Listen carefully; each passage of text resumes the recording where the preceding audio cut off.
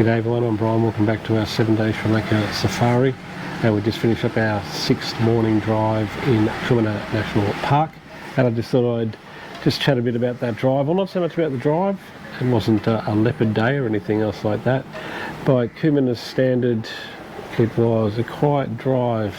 But sometimes it's good to just be able to drive around in nature, especially a park like Kumana, and just soak up the atmosphere instead of worrying about what you're going to post on social media like YouTube and things like that. You know, just take a step back and just absorb the beauty of your surroundings, which we got to do instead of chasing after leopards the whole morning.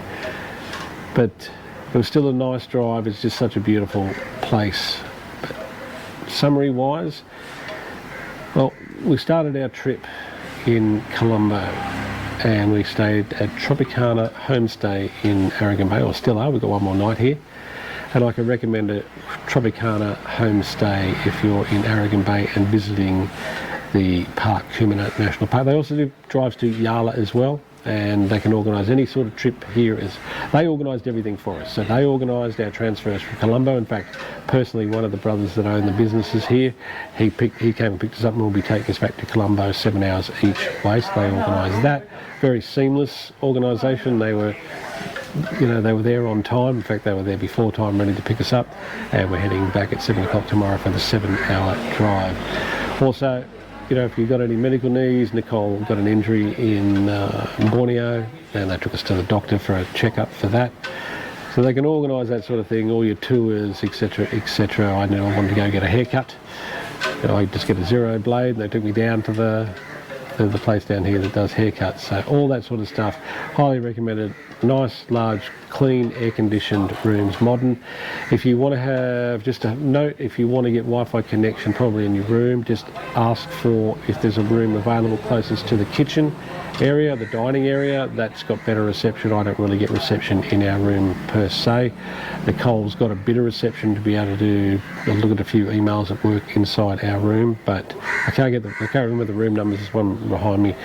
But they've only got 4 rooms. I think it's 4 rooms so far. So the one closest to the kitchen, where a couple were sitting out there just using the internet from there, I'm actually sitting in the dining area right now. So highly recommend Tropicana Homestay. They will organise everything there. The people that they used to take us on our tour, it was an all private tour in the park, and the company's called like Kiwi Safaris, and they do Yala and Kumana.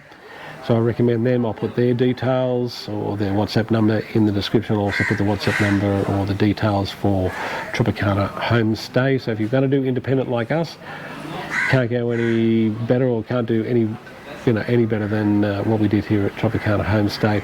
Let's just talk about the park. Now remember, Arugambay is the base town, but it is an hour to drive out there, and 45 minutes or so of that 40 minutes is a very bumpy road.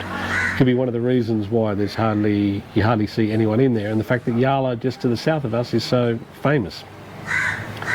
But it's not often you find places where it's just pristine wilderness. It blew our mind when we first got there. There's got to be, so when I say quiet drives, for instance, they're quiet because, we didn't see a leopard. Well, they're not always easy to spot unless you're in the Savi Sands or maybe South Lawanga. I don't know about Yala, but I know when they get sightings, there's often 100 vehicles all crowded around and trying to jockey for positions, and it gets absolutely manic. So they're not necessarily quality sightings.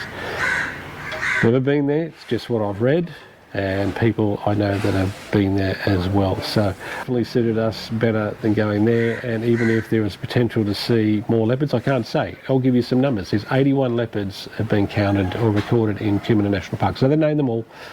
And I think their guide said there's about 140 in the much larger Yala. And then up in Wilpatu, there's about 100 or 120 leopards recorded. But Kumana's not a huge park.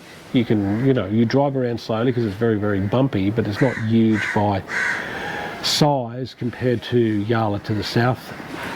So 81 leopards in the park. And someone asked me this on Facebook because I posted a picture of one of the Sri Lankan leopards here and asked me if there was a size difference between them and, say, Africa. Now they are a distinct species, the leopards here, so they are their own species, the Sri Lankan leopard, but average sizes and males and females are about the same as Africa, so they get big ones. Average size of a male said about 57 kilos, and in Africa they said about 59 kilos, around 30 kilos for the females in Africa, a bit above, and around 30 kilos or a bit under for the females here in Sri Lanka. So there probably are some anatomical differences just because, well, they are separate, but fundamentally they look like a leopard, and if I posted it you wouldn't know whether I was in Africa or not. But they are the apex predator here. I'd add that crocodiles would be as well. They get huge here. We've seen them 3 metres, over 3 metres here in Kumana on the park. There's a park you drive through, small one, where we saw a very large crocodile as well. So definitely a leopard wouldn't want to go down to a waterhole and try to match it with a big croc either. They wouldn't stand a chance. So they're your kind of 2 apex predators here in Sri Lanka. It's not heavily mammaled or other animals compared to some of the places like India. I looked up the list, you know, there's 4 species of primates here, 2 of them we saw in Kumana, 4 or 5 species of deer, something like that, but you'll see a lot of them. So my estimate is that there are thousands of animals in Kumana spread out, but sometimes you will see hundreds upon hundreds in a drive. So you're not going to miss out on seeing wildlife, that is for sure. Birds must be ultimately in the tens of thousands. Even when you're driving out and coming back, they've got rice paddy fields, and they're kind of like going through with tractors and that, ploughing them, and you'll see hundreds upon hundreds just of cattle egrets and other egrets and herons, and and it's not even the peak of migration season here, where they get even more birds coming in. Sort of, my memory is more April. We're in March, first half of March, so we're looking at kind of April, May-ish, or May, June, where the full swing of migration. So I could only imagine, considering how many birds and a great diversity of birds here as well. Yes, you will see common birds here that you'll see every day, but we were picking up new birds virtually every single day on top of that, and some crackers as well. You know, real surprises that I wasn't expecting. I don't know what I was expecting, but some really funky looking stuff as well. So it is pristine wilderness. Again, very few places you can just drive around this wilderness. It's a beautiful landscape. It's a diversity of landscape. The park also has a border with the ocean. Sometimes you can see that in small patches. There's got the turtle hatchery area. I'm not sure when that happens, but you can go out and see that if you're at the right time of year, just on the beach side of things. And then you've got these wetlands or marshlands, just beautiful, and then you've got more like forested areas, and then other areas are kind of not a salt pan, but more like a pan type area like that you'll see there. It's just a great diversity and quite stunning in places. Again, pristine wilderness.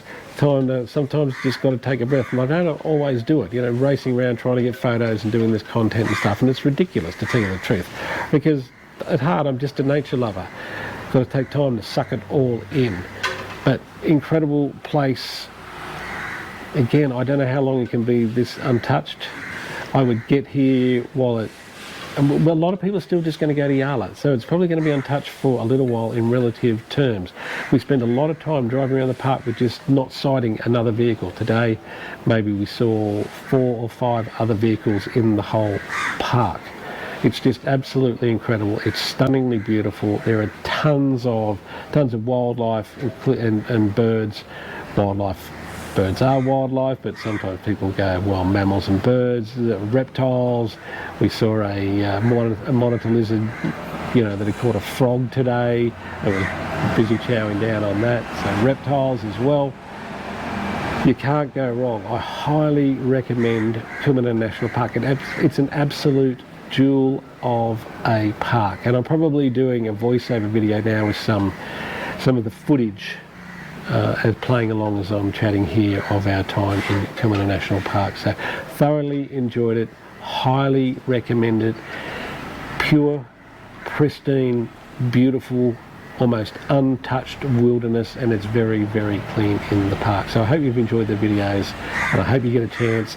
Great value as well for everything, and we flew from Kuala Lumpur, so the flights from Kuala Lumpur to Colombo, plus we had 2 nights. We've got 2 nights at the beginning and end in Colombo, 7 nights here in Arugambay.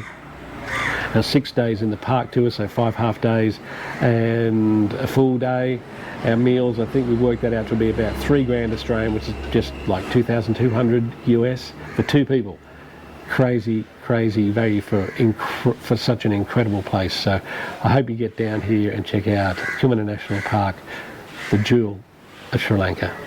Bye for now.